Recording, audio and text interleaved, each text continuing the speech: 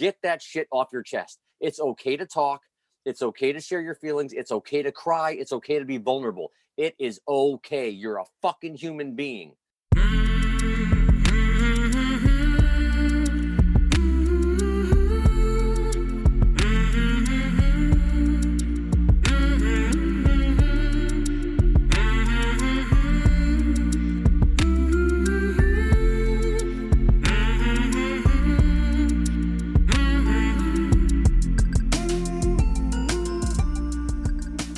Hey there, my name is Sean, and this is Suicide Noted. On this podcast, I talk with suicide attempt survivors so that we can hear their stories. Every year around the world, millions of people try to take their own lives, and we almost never talk about it. And when we do talk about it, many of us, including me, are not very good at it. So one of my goals with this podcast is to have more conversations, and hopefully better conversations, with attempt survivors. I am going to keep trying. 2021 is here, and we've got a few goals. I want to share them with you. Goal number 1, by the end of this month, we're looking for 500 downloads a week. We want more people in more places to hear these stories. We want to get to 100 countries by spring. We're 19 away. Again, more people, more places. We want 50 ratings on Apple. That may sound a little silly, but more ratings, more people. So if you listen on Apple, please take a moment and rate this podcast. And finally, we want 100 episodes. We do 1 episode a week, so by the end of 2020, we should be at that number or really, really close, if my math is correct. Thank you very much for your support since we started this podcast in July. Now, we are talking about suicide, so this may not be a good fit for everyone. Please take that into account before you listen. I do hope you listen because there is so much to learn. If you are a suicide attempt survivor and you'd like to share your story, I'd love to talk. You can reach out, hello@suicidenoted.com, or you can message us on Twitter or Facebook @suicidenoted. Today I am talking with Jacque. Jacque lives in New York State, and he is a suicide attempt survivor. Hey, Jacque, how are you? Good. How are you? I'm good.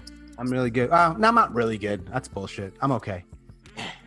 We're all okay, I think. We're just sort of surviving, just trying to muddle through this crazy world we're living in now. For sure. The great majority of the people who attempt suicide are not talking about it publicly. One of the reasons for this podcast is to reach out to people who are willing to do it. And I've learned a lot in the past 6 months of it's hard to find people, Jacque. It's hard to find people who want to talk about it for understandable reasons. And I want to understand better why you're okay or how you came to be okay with talking about something that so few people talk about. Thank you for having me on your show, Sean. Someone that's lived through it is the best teacher or the best guide through that journey, whatever you're going through, because, I've said all along that I have a lot of respect for people that go to school and get degrees in psychology and psychiatry, and that's fine. Yeah. But they tend to talk at you. They don't listen as much, and that's not demeaning them for any reason. But if you haven't lived through it truly, you can't understand it. Like if someone was to say to you, hey, Sean, listen, I get where you're coming from. I know exactly how you feel. Do you? I hate when they do that. Yeah. But someone that's actually been through it can honestly say, I've been there. So I know what, I understand what you're going through. Not I know, but I understand what you're going through. For me to open up, I just think that it's, especially with men's mental health and where we're at with it. And, that statistic that I share with everybody, that 520,000 men globally a year commit suicide. That's a proven fact. 500, and that's 500,000 men a year globally commit suicide. Now, how many people try? You don't have the numbers on that because they're not really, you can't really know, but it's millions and millions every year. 520,000 commit suicide every year, men. And not women, not children, nothing else, just males. Just men. And you, at least 1 year, were one of them who tried, at least. Obviously, you didn't succeed, for lack of a better word. 1 attempt or more than 1 attempt on your end? I had 2 attempts over a 2-year period, I think. Are you cool with sharing with me and the listeners about them, however you want to do that? I like to say that I've lived through the mental health minefield. And I mean, I'm almost 50. I'm 49. I'll be 50 in April. So we'll take it back to grade school when I was bullied for 2 separate years by 2 separate young men. I never understood why. I was a great student. I was brought up in a Catholic church. My mother was Italian, so I lived in an Irish-Italian neighborhood, middle class, good student. I was good in sports. I like to think I was a decent-looking kid, so I never understood why these kids ridiculed me. I mean, literally chased home, physically abused, verbally abused, stuffed in trash cans, the whole gamut, anything that you can withstand. And within that bullying confine, I endured that from 2 separate kids for 2 years. So that was about 4th and 5th grade. So 4th grade by one young man and then 5th grade by another man. So I don't know if I was just a glutton for abuse and punishment or what, but somehow, some way, we got through that, went through middle school. So we'll stay about 8th grade, going into 9th, I started to experiment with, alcohol. I was 9th grade. I was going through 1.5 liters of Southern Comfort a day. The ramifications from being bullied was part of it, but I started doing that. I was about 5 days a week, not 7 days, but still 5 days a week. I was, drinking constantly and, progressing through high school as we go into 10th and 11th grade, I started to experiment with, I skipped right over marijuana and went right to cocaine. About half an 8-ball to an 8-ball every couple of days. Now that begs the question, at least for me, is how does a kid that age afford that drug? No judgments, just curious. No, listen, you just, I grew up in Albany. So, I mean, if you know the area, I grew up in Albany. So I hung out in Arbor Hill, which is a sort of a rougher section. South end of Albany was a rougher section. You can find it. If you need it, you can find it. Yeah. So, there was ways to find it and there was friends that did it. And it was just real easy to come by. Through high school to 91, I lost my mother to cancer. She was 47 years old. And my mom and I had a very strong bond. And I think that flipped a switch in me. Had a lot of rage issues, got into a lot of fights, got into a lot of trouble, hurt a lot of people. Through the drugs, through losing my mom, I was on the borderline of a mild PTSD, but also suffering from depression. So depression was about high school age till, I still battle with it nowadays here and there. I catch myself falling into those traps every once in a while.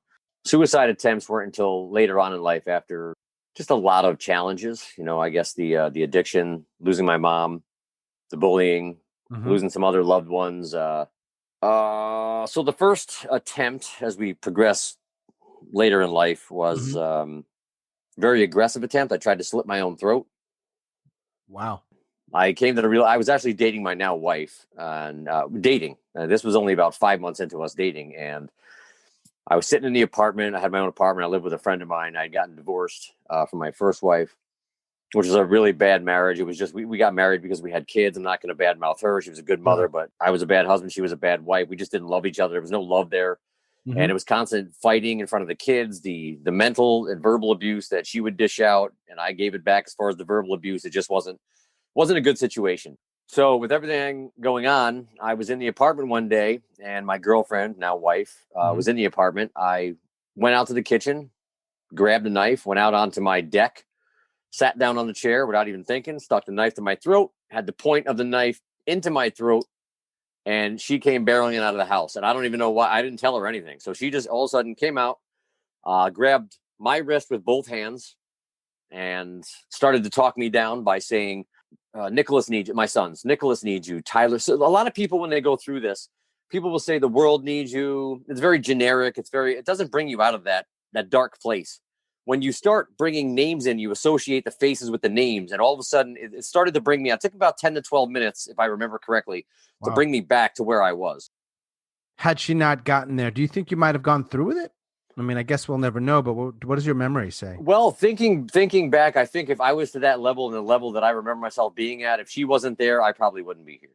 Wow. And that's why I always say to this day, as I said to you, and we'll talk, a little bit about the foundation that I created and what I did. Without that, people say to me, well, everything that I did and where I've come, I said, listen, without my wife, my organization, wouldn't be here. My sons would be without a father. My, girl now wife would be without a husband. I thank God that she did stop me. We never talked about it after the fact. We sort of brushed it under the rug after, she had talked me down, finally released me. I still had, I had to 10, 12 minutes on or about. The second time was pills and drugs. So it was a little bit less extreme, but still fell into a deep hole again about a year and a half later. And if I remember correctly, I had taken it before we left somewhere, and I literally passed out in the car. From what I remember her telling me, I just passed out completely. She said I wasn't even breathing. And she had to pull the car over the side of the road and get me to come back. So yes, both attempts, she saved me both times. Yeah. So you didn't go to the hospital the second time? No, I didn't go to the hospital either time, and I probably should have, as far as, the mental aspect of it and what triggered it and why it happened. I still don't know to this day, the first attempt, what was the actual, that little nudge over the edge. I mean, there's a lot going on. And as I said, going through the divorce and having to, leave my kids. And that was the hardest thing, was to tell my sons, Daddy had to leave the house. And, that ripped the heart out of my chest. That was one of the worst days in my entire life. And they were younger at the time. And I had to tell them that, Daddy had to leave. And it still resonates with me to this day. So I think that could have been one of the tipping points, knowing that I couldn't be around my kids all the time. I mean, I was a devoted father. I made everything, sporting events, PTA, everything. I love being a dad. And it literally crushed me. I bet. I was doing a podcast for a while. I'll get back into it. But a friend of mine, we had a podcast on, and my viewers wanted my wife to come on. My wife's not as extroverted as I am, and they wanted to hear her side of the story. So I asked her, I said, hey, honey, how do you feel about coming on the podcast and sharing what you went through as the other half of the support system? And she said, sure, I'll come on. So we started talking about it. And why I'm talking about this is because it's the only podcast I ever cried on. So we're getting through it. And the guest, the host is a good friend of both of ours. He's known both of us since we got together. So 16, 17 years. We started talking about some things, and he stopped me and he said, can I ask Katrina a question? And I said, sure. So we looked at my wife and he said, can I ask you what made you stay? And the reason he asked that is, as I said to you, we were only together 5 months, right? When the first attempt happened. So she looked at him and then she looked at me and she said, because I saw something in him and I knew I couldn't live without him. Now here's a woman that's only known me for 5 months. And I was blown away, because someone that's been through what I've been through or anything close, I didn't deserve her love. I didn't deserve a woman like that. I never thought I deserved a woman like that, or the love and compassion that she's shown me over the last 15 years. To find someone that genuine, that caring after 5 months, that knew that my life meant something, that being without me would affect her life in a negative way, I was blown away and speechless. I literally broke down on the podcast. It was one of the highest rated podcasts that I did. I mean, I had like 15 to 20,000 views. I mean, people were just chiming in and they were, amazed at her courage, to come on and share that, but just the love that a woman has for, or any human being has for another human being for that matter, it just blew me away. Game changer. It definitely set me up for where I am today. So I'm always curious, is there a why? And I think you kind of answered it as best you can, right? Because you were in your early 30s, sort of that history, that difficult history, but you didn't really figure out yet, and maybe you never will, why that particular day you took the knife, or that year later, or whatever it happened to be with the pills, and like, why then? I do think back and I've always wondered how I came to that point, and that was one of the things that, I mean, I've always considered myself, and I don't mean from a physical aspect, I just mean I've always been a strong human being. I don't want to say male, because I'm a strong human being. I mean, my father raised me that way. I've always been a solid individual. Yeah. And for me to look back and know that I came to the point where something was so bad, I don't want to say that it was wrong, because people want to sit there and say, well, there's something wrong, you're odd, you're weird, or something different, you're wired differently. That's not the case. There's a lot of trauma in my life, losing, as I said, losing my mother, going through that divorce, not losing my kids, but having to walk away from my kids, the addiction. I'm 25 years clean from drugs now, bullying, you wrap all that into it, and it just compounds the issues. So the ironic thing was, maybe 2 years ago, I had a sort of a relapse, not to the point where I tried, but I thought about it. And I had a friend come over that deals with mental health issues. A good friend of mine came over and we started talking. I listened to him. He's another male, a little bit younger than I am. We started talking about things. I felt good. Then we started talking about parents. Well, I lost my dad in 2013 too. So both parents being gone, he left, and I went out in my backyard into our gazebo in our pool area. And I just sat there for myself, and something I don't know what creeped in. And I basically took we have this heavy wrought iron furniture. I took everything. I literally destroyed everything on the porch. I went through this rage, and my wife was inside sleeping on the couch. So she had no idea what was going on. Here I am. I'm throwing the chairs over the fence. I'm throwing them across the yard. I was angry. And I still to this day don't know what it was. Was it the memories of my parents? Was it things that were brought up? So what I did was, I don't like to share a lot of things. I put on social media because I have a big following, sort of like you do. And I said, is anyone around? I need help. That's all I put out there. I had two of my closest friends. One dropped everything, was here within 5 minutes. The other one is a retired Marine. He's trying to call my wife, 911, pick up the phone, because I was actually thinking to come in my house, grab my shotgun and blow my head off. I mean, I'm going to be honest with you. I know it's graphic, it's whatever, but I knew where the shotgun was. I knew where, because my wife hides them just for, obviously past reasons. It's not for anything else that she worries, but out of sight, out of mind type of thing. But I thought about it. And my friend Jason came over, and the way he approached me was very good. He just came up very nonchalantly and he goes, "Hey, bro," I was sitting in the chair, and he goes, "What's going on? Are you good? Is everything okay? Are you okay?" And he sort of like brought me down, and my other friend, John, the retired me, he came up, and they didn't come at me. A lot of people like to just come right at you, grab a hold of you, hug you. They just stood their distance. We talked for about an hour. Then, of course, I could see my wife looking out the window, and, we had gotten me down from that level. Later on that night, I came in and I showered, and I literally grabbed my wife and I broke down and I cried. And I said, "Honey, I can't explain it because I don't understand why. And I'm so sorry." And anytime I talk about I'm actually welling up now, because it's very hard, because she feels so on the outside looking in, because she doesn't know how to help me. And I don't know how to tell her how to help me. Yeah. And that's the hardest thing when you're dealing with mental health in any capacity, is that we don't know a lot of times those triggers are what happen to make us think that way. So how do we reach out for help? That's what people ask a lot of questions. How do you reach out for help? How do we know? I didn't know at that point. Yeah. The other thing that you shared that I think is so powerful and a reminder is, I think, whether it's dealing with suicide or suicidal ideation or addiction, you're kind of never entirely clear. Mm-hmm. It could be years later. It's a good reminder, like years later, all the work. We'll talk about some of the work you're doing, supportive wife, kids. You seem like you're in good health. I don't know if I'm correct about that, but I'm looking at you here. I seem to be. I feel good, so let's hope so. But yet, you had this moment where, wanted to go inside and thought about putting a bullet in your head. So it's like, whoa. And, when I do share the story, and I've shared this story on several podcasts, on a couple of national radio shows, people, I never understood why people wanted to hear it. And some of the people such as yourself, the host would say, because you survived it and you came out on the other side of it to do what you're doing with your organization. And it's not a success story. I call it my rising from the ashes story. So when people say, "Oh, I can't get out of this hole, I can't, come back from this," listen, I've been as far down as you possibly can go. Seriously. I mean, you're at trying to take your own life. You are at the bottom of the barrel. Yep. I always say to people, if I can help save one life a day, then I've done my part. It could be something that you say. It could be something that resonates with somebody. The way I approach one-on-ones or group meetings, I do a lot of support groups here. And the first thing I say to them is, what worked for me may not work for you, but it's something you can use as a guideline. And I can, give you the steps, and you can try one step at a time. And if it doesn't work, we can always reassess it and move on to something else. But at least try these things. This is what helped me get through. And that's what helps other people deal with depression and addiction. And my answer is not always going to be the right answer. And I'm not here to say that it is, but I truly believe that it can help people. If they do listen and put the work in, you can overcome anything. Do you ever get counseling therapy?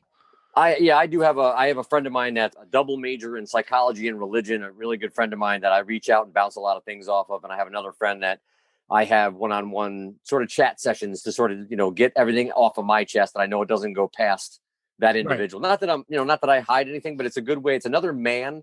And that goes back to this whole mental health thing. Us as men don't want to burden our other halves, whatever it is, your life partner, your wife, whatever, with our issues. And we feel like we're not doing our job as a man, as a father, as a husband, if we keep putting our shit on our wives. But we have to open up. My wife and I have a very good relationship, because every day I come home from work, and I'm not shitting you, every single day, how was work? Now I can say to her, it was a good day. It was a bad day. I don't want to talk. And she'll ask me, "Do you want to talk about it?" Maybe I'll say, "Not right now." She's like, "Okay, we'll revisit it later."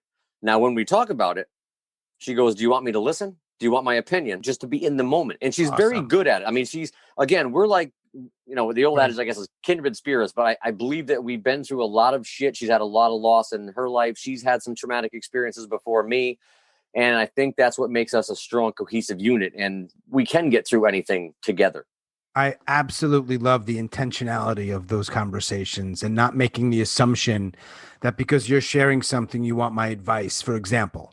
But maybe you do, but I'm going to ask you. I can just listen. Jacque, that alone would save lives if people entered into conversations with a little more. This is just what I think. I don't know if you agree. A little more intentionality.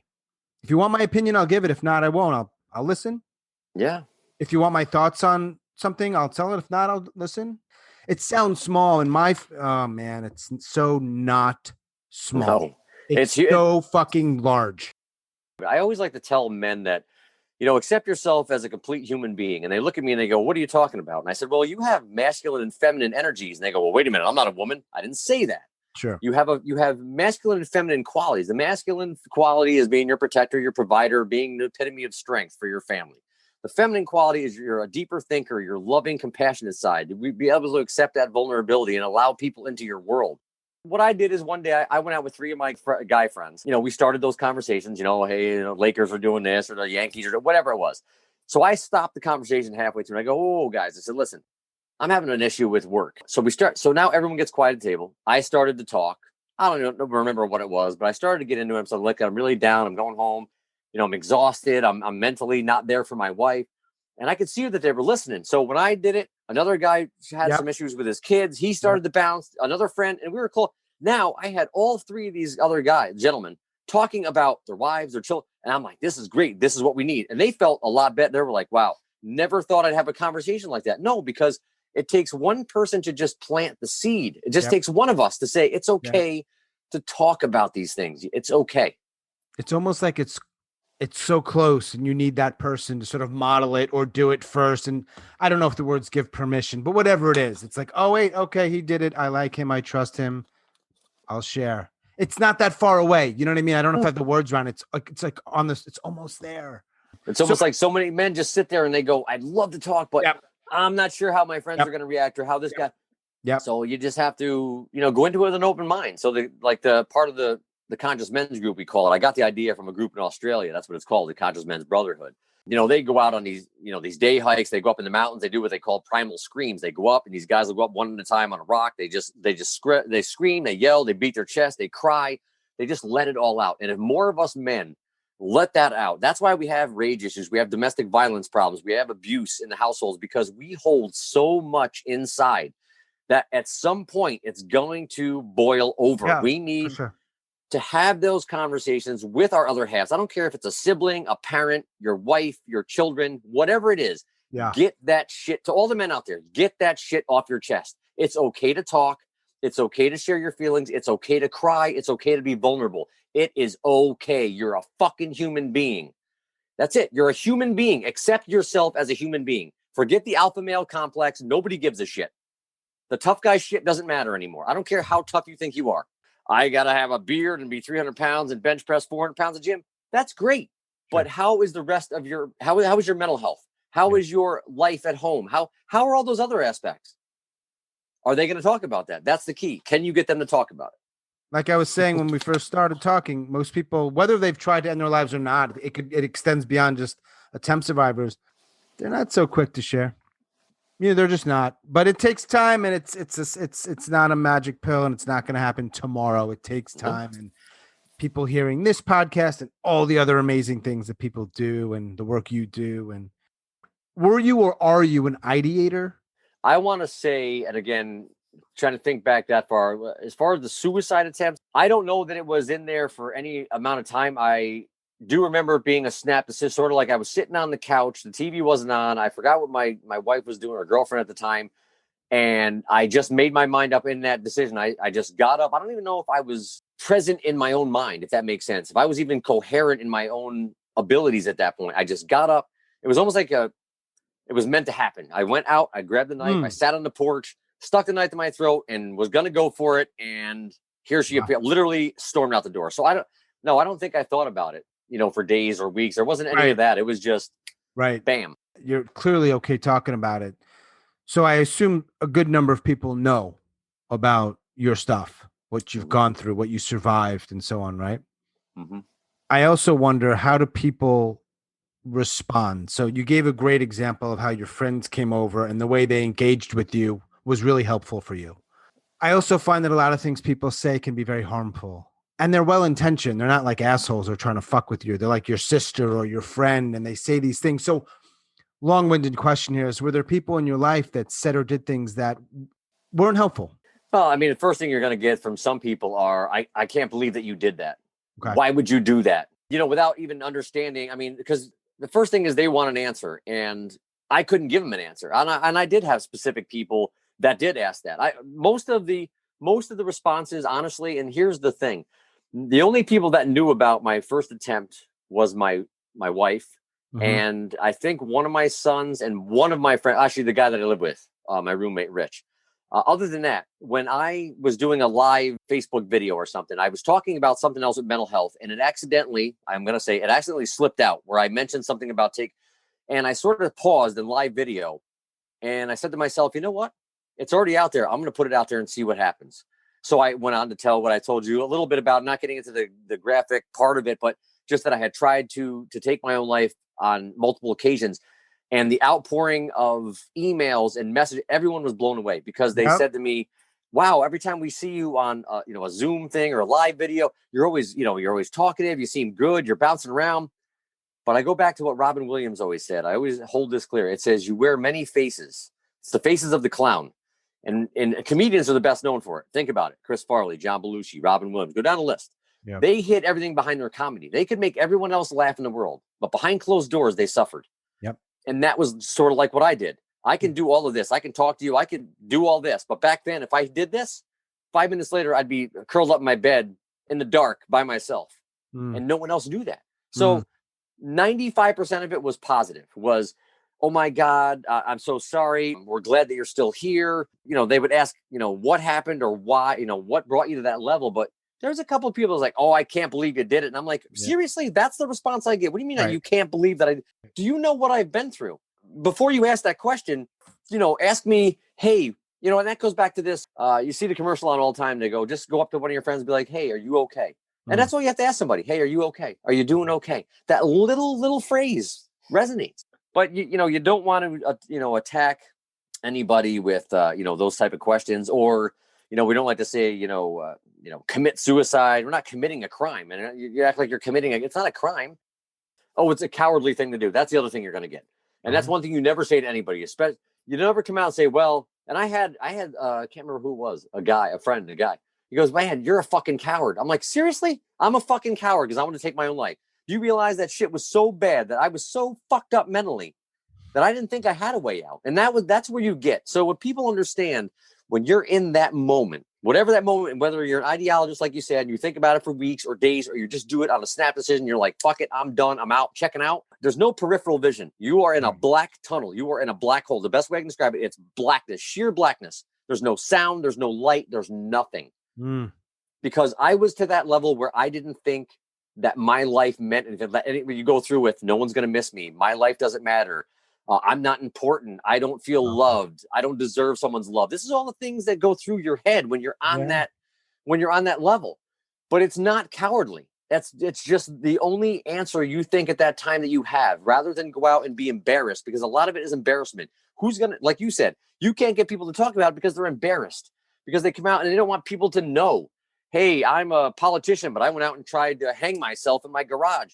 Who the fuck is going to share that? Nobody wants to know, because it's taboo. It's taboo in our society. Addiction, depression. Nobody wants to be labeled as different. So no, we're not going to talk about it. You need to have the courage.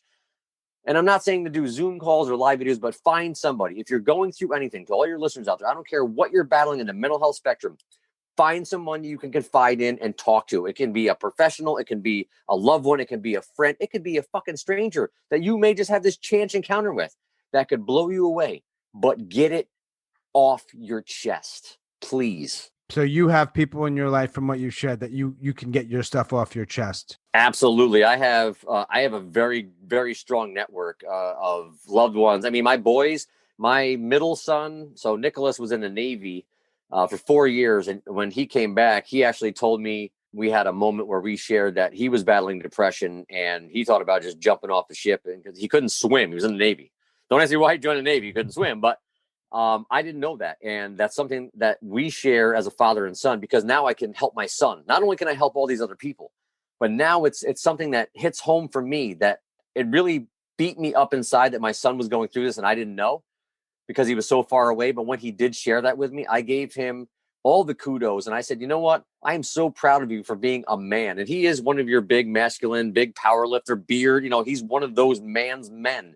And I said, you were able to come to your father and say, Dad, I'm dealing with depression. I thought about taking my own life. And I'm like, I'm the person to come to. This is what I was put here for, not just to help people, but to help my own son. Yeah. And now we have a stronger bond than we've ever had. And what brought us together was being able to share that we had a mental health breakdown and we were able to come together as a unit and support each other. And that is fucking amazing. Yeah, that is really cool to hear. What's the stuff that you're into? How did you get started? And what does that look like for people that are hearing this? Well, I decided that I found my calling, I guess, after my father passed away. I just felt I could touch people. And this is what brought this whole story about in my life story, and to share with people. My dad and I didn't have the greatest relationship near the end because he had remarried. I didn't like his new wife, yada, yada, yada. And we sort of had a falling out and fell out of communication. We got together around Thanksgiving and with the family, and I sort of surprised him. And my father was a very big man, 6'4", 290-pound giant of a man. And when I walked up, he hadn't seen me in like 2 years. And I came up like through my sister's basement and came up the stairs, and he was in mid-sentence and he just stopped. And he came up and he gave me this big hug. I mean, my father could crush my ribs with it. I mean, just the way he grabbed it. But it was one of those moments that no matter all that time that passed, no matter, I let, her come between us. He let, it was more my fault. I blame myself for that. And we were able to get sort of back in connection. And then, Christmas Eve, he got admitted to the hospital. He died in February of mesothelioma. Actually, ended up being the sepsis ended up killing him. And I had a one-on-one with my dad the night before he passed, and he went to tell me he loved me. And I said, Dad, it's okay. He couldn't talk. He was intubated. And I looked at him and said, Dad, we're all good. We're all good. They always worried about me. I was the black sheep. And once he saw my now wife, Katrina, he knew I was okay. And I said, Dad, if you need to let go and you know that I'm good now and Katrina's here by my side and I'm going to be okay, then it's okay to let go. Just forgive me for saying, it always, when I talk about my dad was like my world. And so after that, I came up with this concept, and it's on my hat. It's called 4S for Life. And the 4 S's stand for strength, struggle, sacrifice, and survival. You can apply it to anything. I came up with that. I came up with a logo. I made some T-shirts. I started donating money to charitable organizations around me. And then I realized that I wanted to be the one to be able to hand them that check, to help out with what. So I got my 501c3 nonprofit through the federal government. I am now an official charitable organization. And we raise money, and we were raising money for a lot of different things, but we also do free support groups in our community. I have an anti-bullying campaign, Become a Buddy, Not a Bully, where we talk to kids and parents and educators about how to notice the nuances of bullying, how to approach it, how to attack it, and how to come together as a unit, and not just the parents push it on the teacher pushes it on the parent. They need to come together, all three components, and work through it in solutions. So that's one of the arms off of the foundation. We have the Conscious Men's Group, which we just talked about. That's where men come together from all walks of life. It's open to any and all men. Doesn't matter what your race, your sex. I don't care what what your background is. Doesn't matter. You come together.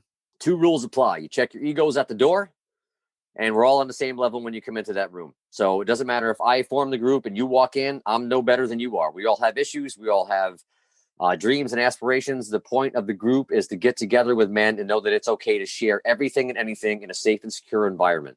And then you bring that home to your relationships, your families, your loved ones, and it shows you how to approach them in the same manner so you can have those conversations with your wives and your children. We have a domestic violence support group. We have a couples cancer group, and we have a ton of groups that we do right here in our community. So wow. How long has that been going on?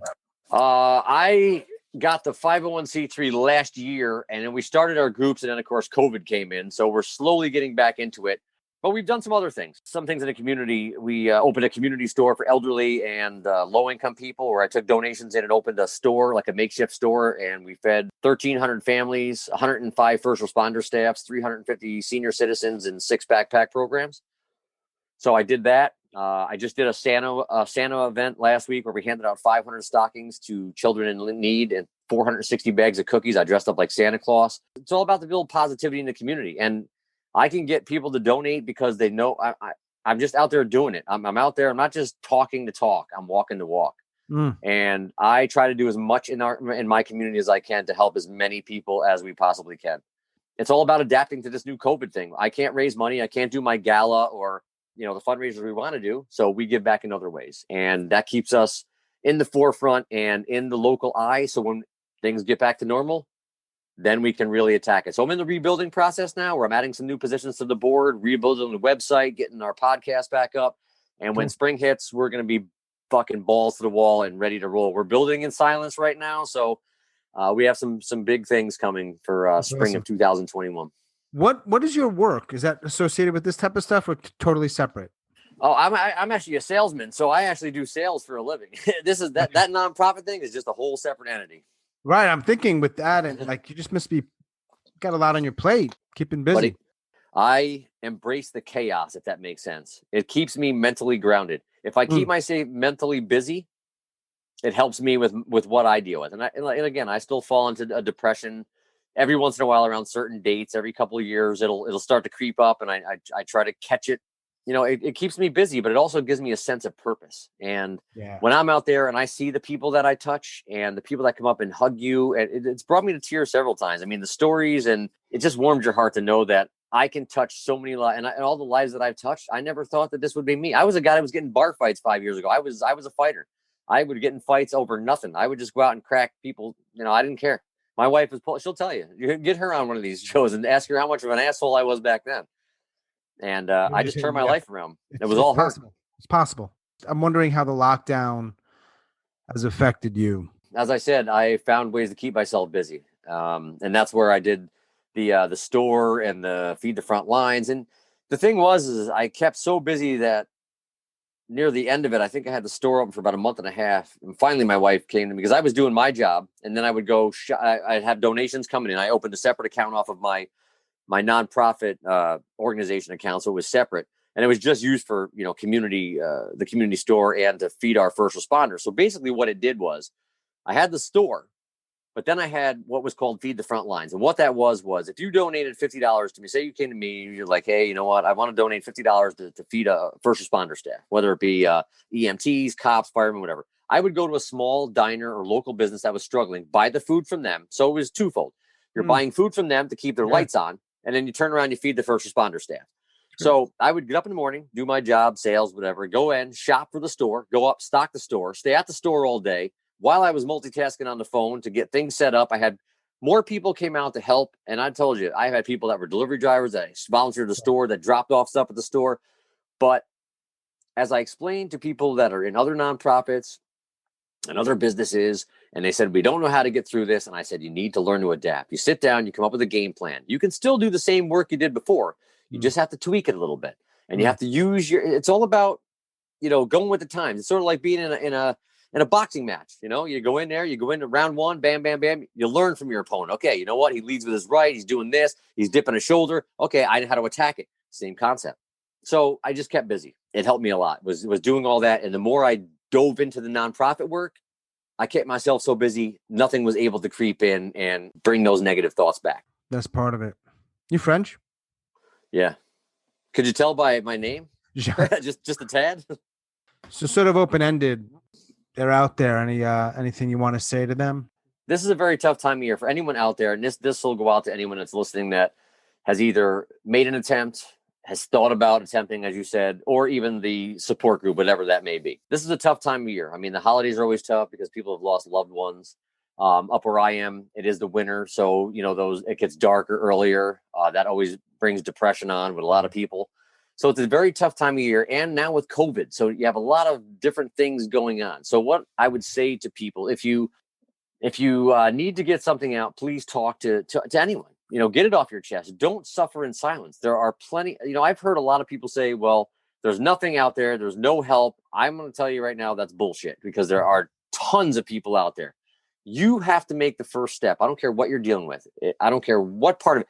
You need to seek out that support. And it's okay. I don't care if you're a man, woman, child. It's okay to go to someone and say, look, I'm hurting. I'm in pain. I'm worried about myself. Can I talk to you?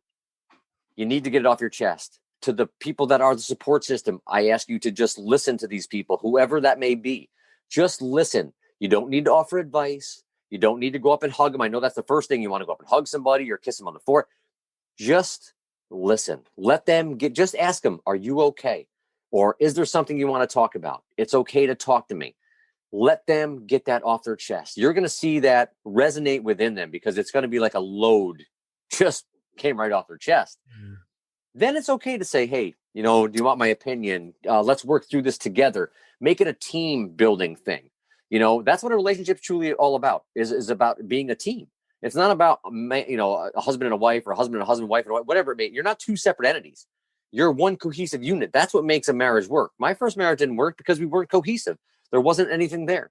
My wife and I now are a very cohesive unit. The love is deep. It's genuine. I mean, I don't know that I could live without her, and she doesn't know that she could live without me. I honestly believe that she is my true soulmate. She is who has kept me here. She is the reason I am here. Without my wife, I would not exist. There would be this is not me talking to you right now. There's no foundation. There's no nonprofit. There's nothing. Without her, she is the reason this was founded and this was founded. And I'm sitting here right now. My wife is the true hero in this story, because she didn't freak out, which is the easy thing to do, especially when you walk in on someone trying to commit suicide, to take their own life. And I give her kudos for that. She grabbed the first thing she did was grab my wrist with both hands, but talk me down as she was pulling the knife back. She kept talking to me in that nice, calm voice. It's me. It's Katrina. I love you. Nicholas needs you. Tyler needs you. They love you. She was bringing me slowly back into reality. And then when she finally got me to lower that, I think I actually broke down and cried, but we just never talked about it. Bottom line, get it out there. There's plenty of support groups. There's all kinds of hotlines. There's tons of support groups all over the world. There's people such as Sean that do this show. You were talking about Timothy, Patrick, and Will. They're great people. AFSP is a great organization to reach out to, American Foundation for Suicide Prevention. Yeah. You can reach out to me. I mean, my 4S for Life page, I know you're going to plug it anyway, but my page, my 4sforlife.com, my personal, I answer all messages. If you want to talk, I don't need to know who you are, where you're from. If you just need somebody to listen, I'm offering that to anybody out there that is going through anything. Doesn't even have to be just suicide, depression, addiction, being bullied, any of it. Please reach out to someone. Bottom line. What's the shirt say? I don't think people are. I asked you earlier. Hashtag man up, not shut up. And basically what that is men need to speak. Don't worry about being judged. And you know what? This actually took off. I have people stop me in stores going, that's awesome. And I'm like, it's direct and to the point. Man up, not shut up. Yeah. How'd you meet your wife? Actually in a bar. Okay. Yeah. Did you get in a fight that night? No, actually, we were both working. I was actually a bouncer and she was a bartender. And the funny thing with my wife and I is the year going up into us starting the date, we disliked each other. I thought she was a bitch because my wife's a very beautiful woman, but I always thought she was like above herself. Like she'd be leaving. I'd be like, hey, good night. She's sort of like with this like attitude. I'm like, wow, what a bitch. And then when I would come in, she would think I was an asshole. She's like, man, he's conceited. But there was always something there. Like we would always flirt. So about a year later, I was with my buddy Rich, and she was working at the bar. And I said to him, I go, hey, come on downstairs from it, down this lower bar area. And he goes, where are we going? I go, don't worry about it. So I went up to her and I just said to her, I go, Katrina, I said, would you let me take you out to dinner sometime? And she said, yes. Here we are, 15. I mean, people say you can't meet in bars, and we have the same attitude. She's a very fierce woman. She's she loves deep.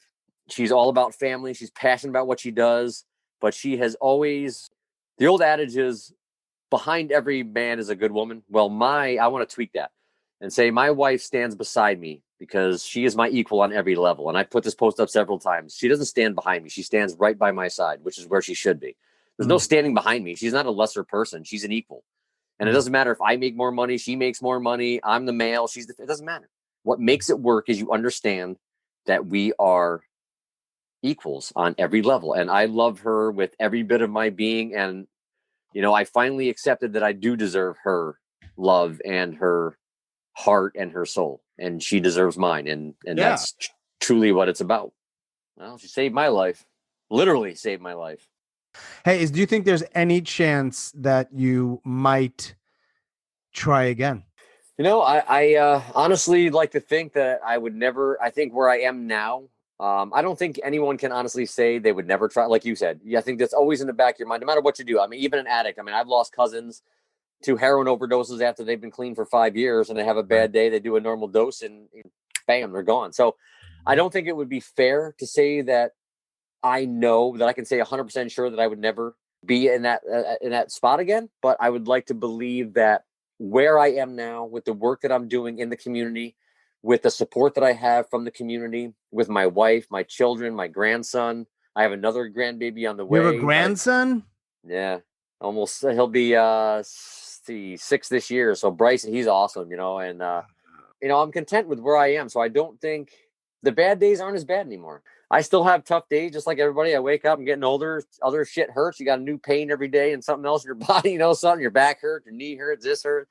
But is it that bad? And then I look at my wife and I'm in awe of her beauty and just her in general. A fair answer would be, I'm not going to say I'll never be at that spot again, but I'd like to think that I can combat it and I have the right support that will diffuse any type of negativity on that level once again. That's awesome, man. I will definitely, we will include information or a link to 4S for Life. Yeah. My final question before we part ways is, what brings you joy? And you can't answer anything you've talked about. I know your wife, for example, is amazing. I want something different. Here's something way off the spectrum that I will say. Good. The one thing that does bring me joy, as odd as this may sound, is we have 5 standard poodles. Okay. My wife breeds dogs on the side, and standard poodles, if you don't know, are very highly intelligent dogs. What brings me joy is when my wife's at work and I get to sit on the couch with my dogs, and I have 2 females. The 2 of the younger females are daddy's dogs. Karma, of all things. We named a dog Karma, of all things, right? And we call her Snugglebug because she's like the biggest snuggler in the world. And Lexi is the other girl. When they come up and they sit on me and they snuggle with me, it takes all the pain away. It takes every negative thing that happened in the day. I don't know if it brings me joy, but it makes my heart happy. It makes me happy just to have that moment, to be able to sit there and they just want to be around me and they just want to be on me and they just want to snuggle. And that's it, man. That brings me happiness. That's the one thing outside the box that brings me happiness. And they don't need you to be any other way. I'm thinking about that. Like, man, what's not to absolutely love about that? That's unconditional love. They don't ask for anything from you. They just want to please you. They want to be around you. They want to be a part of your life. So in fact that they've been this quiet, because my wife's at work and they're upstairs, they've only barked once, and you don't even know that I have 5 dogs. They're upstairs. No idea. We're good, man. So thanks again. I hope your weekend's good, man. Yeah, as you as well. And down the road, you ever want to talk about anything else, man, reach out, because I love doing these, and I love, just helping as many people as we can. So thank you for that chance to share my story. I appreciate that. Anytime, man. Man up, don't shut up, right? That's right. All right, brother. Have a good weekend. Thanks again. You as well, brother. Have a good day. Bye-bye. All right, bye.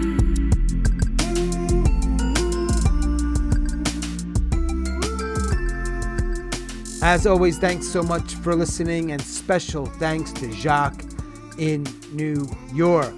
If you are a suicide attempt survivor and you'd like to share your story, please reach out. hello@suicidenoted.com. You can also reach out on social media, on our Twitter or Facebook pages @suicidenoted. Stay strong. Do the very best you can. And I will talk to you soon.